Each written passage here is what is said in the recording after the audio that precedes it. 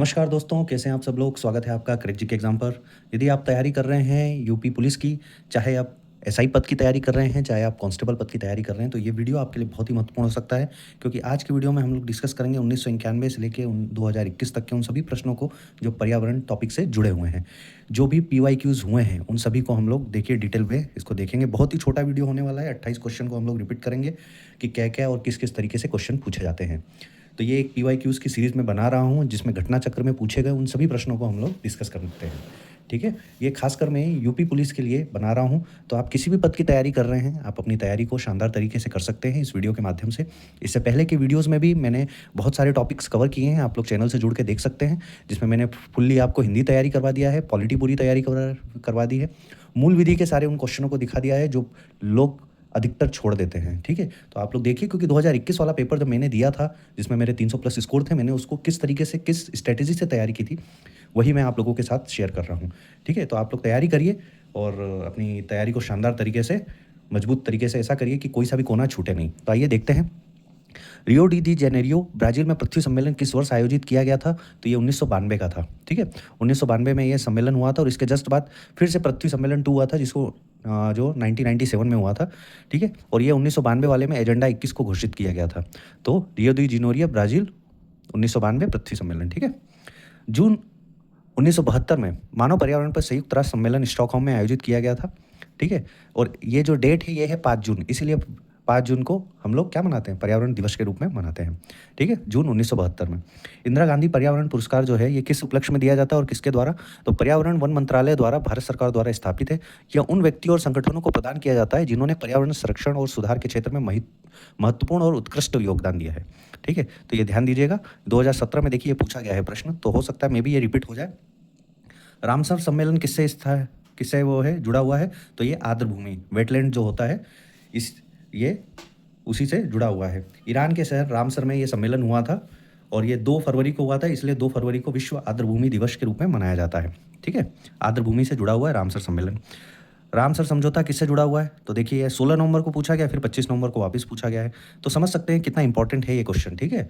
तो बिल्कुल भी देखिए, टॉपिक्स कैसा भी हो, एक बार आपको पीवाईक्यूज़ ज़रूर लगा के जाना चाहिए और उससे जुड़े हुए प्रैक्टिस सेट, क्योंकि बहुत ही फ़ायदा करता है ये, ठीक है? तो गलती से भी गलती ना हो कि ऐसा टॉपिक छूटे, ठीक है? तो रामसर समझौता, आर्द्रभूमि से संरक्षण, जैवमंडल नीचे जिसको बायोस्फीयर रिजर्व कहा कहा जाता है, क्रोड क्षेत्र में मानव हस्तक्षेप पूर्णतः प्रतिबंधित है। अब जो जिस एरिया को बायोस्फीयर रिजर्व के रूप में नामित कर दिया जाता है, उसके एक अंतर्गत एक एरिया होता है, जिसको क्रोड एरिया या एक्सट्रीम ज़ोन कहा जाता है, ठीक है? तो वो उसमें जो होता है, वो मानव हस्तक्षेप भी उनके अंदर निषेध है कि वहाँ पे जो मनुष्यों का आना-जाना या किसी भी प्रकार का वहाँ के जानवरों के लिए कुछ इस तरीके का कार्य हो जाए जिससे उनको हानि पहुँचे, तो ये पूरा का पूरा प्रतिबंधित होता है। विश्व में अभिज्ञात जैव विविधता संवेदनशील स्थल ये कितना है? तो 31 से 40 के बीच में है, ठीक है? अब आइए वन और जीव से जुड़े हुए इनके कुछ-कुछ टॉपिक्स मैंने इससे पहले वाले वीडियोज़ में भी कवर करा दिए हैं, विविध वाले में, ठीक है? एक बार फिर भी आप लोग देखिएगा ज़रूर। अब आइए, जानवरों को निम्नलिखित प्रजातियों में से किसका अपने प्राकृतिक निवास स्थान के साथ ठीक से मेल नहीं किया गया है? अब यहाँ पे देखिए कि कौन-सा ये डिफरेंट है, वो ओड वन आउट वाला ये क्वेश्चन है। जो हाथी है वो कर्नाटक, तमिलनाडु, केरल के वर्षा वनों में रहते हैं। बाघ बंगाल में रहते पाए जाते हैं, शेर हिमालय में पाए जाते हैं, भारतीय गैंडा असम में है। तो देखिए, यहाँ पे आपको बाकी सब सही लगेगा, परंतु सी वाला ऑप्शन, जो हिमालय में शेर नहीं पाए जाते हैं, ये आप लोग थोड़ा कॉमन सेंस यूज़ करेंगे तब भी आपको समझ में आ जाएगा। अब जैसे भारतीय गैंडा असम में, असम का काजीरंगा जो नेशनल उद्यान है, राष्ट्रीय उद्यान है, उसमें भारतीय गैंडा के कारण वो प्रसिद्ध है। बंगाल टाइगर, इसलिए बंगाल के जो रहते हैं बंगाल टाइगर्स के नाम से प्रसिद्ध है। अधिकतर जो हाथी आपको मिलेंगे वो यहाँ के वर्षा वनों में मिलेंगे। तो ये सब तीनों लिंक मिलेगा, परंतु जो शेर है ये हिमालय में, ये लिंक नहीं है। राष्ट्रीय हरित प्राधिकरण नेशनल ग्रीन ट्रिब्यूनल अधिनियम ये कब पारित हुआ था? तो 2010 में पारित किया गया था। भारत में वन विस्तार लगभग 21.72 है, ठीक है? ये यूपीएसआई देखिए 1999 में प्रश्न पूछा गया है। तो देखिए, क्योंकि पीवाईक्यूज़ कभी ना कभी आपको रिपीट ज़रूर मिलेंगे, इसलिए तैयारी आपकी पूरी सॉलिड होनी चाहिए। सामाजिक वानिकी का क्या तात्पर्य है? तो पर्यावरण, समाज और गाँवों के विकास के लिए वनों का प्रबंधन व संरक्षण करना तथा बंजर भूमि का वनीकरण करना, ठीक है? इसका मतलब है सामाजिक वानिकी। इमारत के पर्यावरण प्रदर्शन का मूल्यांकन करने के लिए एक रेटिंग प्रणाली तैयार की गई है, जिसको किस नाम से जाना जाता है? तो यहाँ पे कई नाम है, देखिए आप।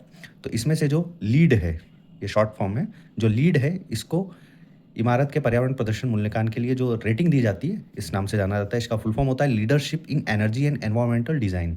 ठीक है, तो ये आप एनवायरमेंट डिज़ाइन से आप इसको लिंक कर सकते हैं, एनर्जी एंड एनवायरमेंट डिज़ाइन। ठीक है, अब देखिए और कहीं आपको ये नहीं मिलेगा, ये अप्रोच है, ये डिज़ाइन है।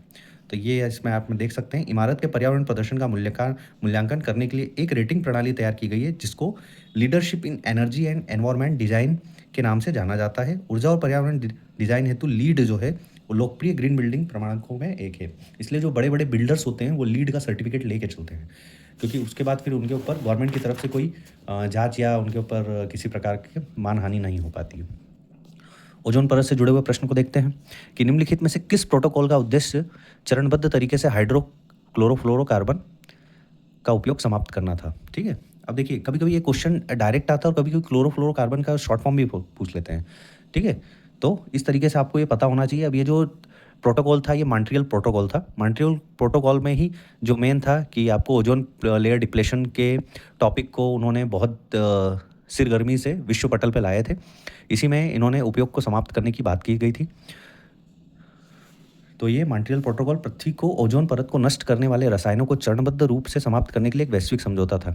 इसी समझौते पर वर्ष 1987 में हस्ताक्षर किया गया और कब यह अधिनियम लागू हुआ, ये वर्ष 1989 में। ठीक है, तो ये कौन सा प्रोटोकॉल था? Montreal protocol. भारत ने वर्ष 2030 तक ओजोन परत को हानि पहुंचाने वाली एक ग्रीन हाउस गैस को समाप्त करने की योजना बनाई थी। क्या नाम था इस गैस का? तो वही हाइड्रोफ्लोरोकार्बन। ठीक है, और इसका कोड है HFC-23। अब आइए, पर्यावरण को प्रदूषित करने वाली किसी भी ठोस, तरल या गैसीय पदार्थ की उपस्थिति को क्या कहा जाता है? वायु प्रदूषण, पर्यावरणीय प्रदूषक, जल प्रदूषण या पर्यावरण प्रदूषण?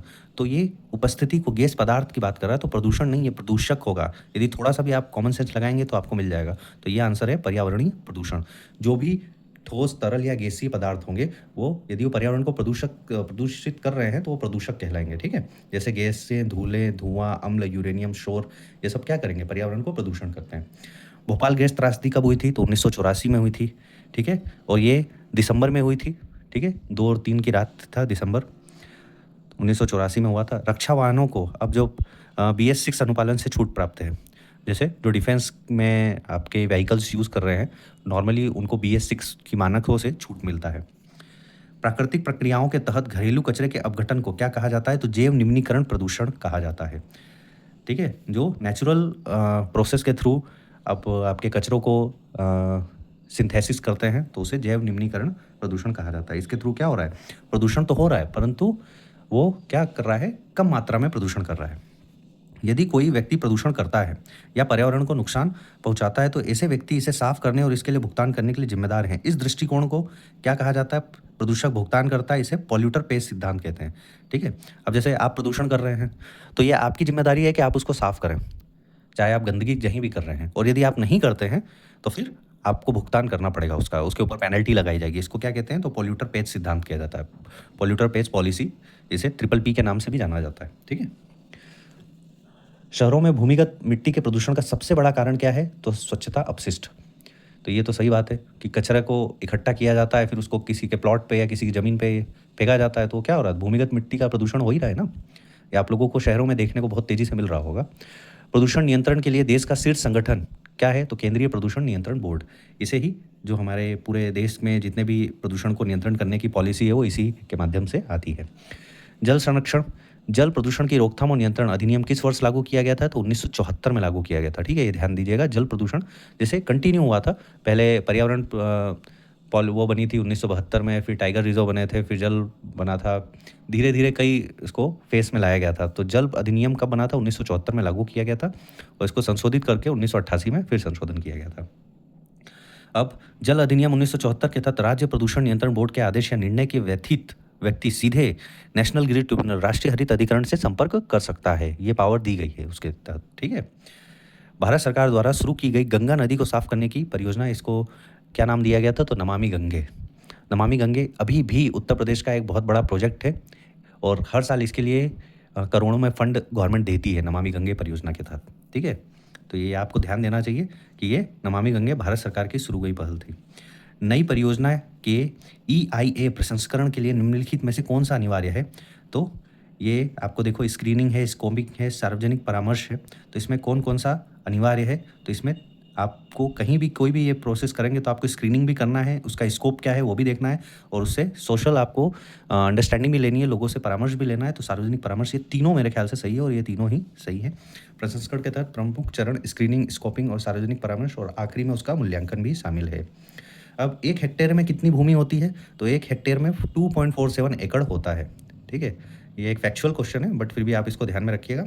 1 हेक्टेयर में 2.74 एकड़ होता है। व्हिटली पुरस्कार को ग्रीन ऑस्कर भी कहा जाता है। व्हिटली पुरस्कार को क्या कहा जाता है? तो ग्रीन ऑस्कर के नाम से जाना जाता है। जल अधिनियम जिसमें प्रदूषण रोकथाम और नियंत्रण अधिनियम कब लागू हुआ था? तो 1974 में हम लोगों ने देखा ऊपर, ठीक है? तो देखिए जब ये क्वेश्चन आते हैं तो ये टॉपिक्स एकदम आप लोगों को रिवाइज होने चाहिए और सबसे मेन है 14-15 मार्च को हमारे एसआई जो भी बच्चे तैयारी कर रहे हैं उनका एग्ज़ाम है और इसी 2-3 महीने के बाद कांस्टेबल का पेपर होना तय है। तो एकदम यदि आप यूपी पुलिस के किसी भी फेज़ की तैयारी कर रहे हैं तो आप लोग तैयारी करते रहिए। आने वाले वीडियोज़ में मैं उत्तर प्रदेश का स्टैटिक नॉलेज के पीवाईक्यूज़ लेके आऊँगा।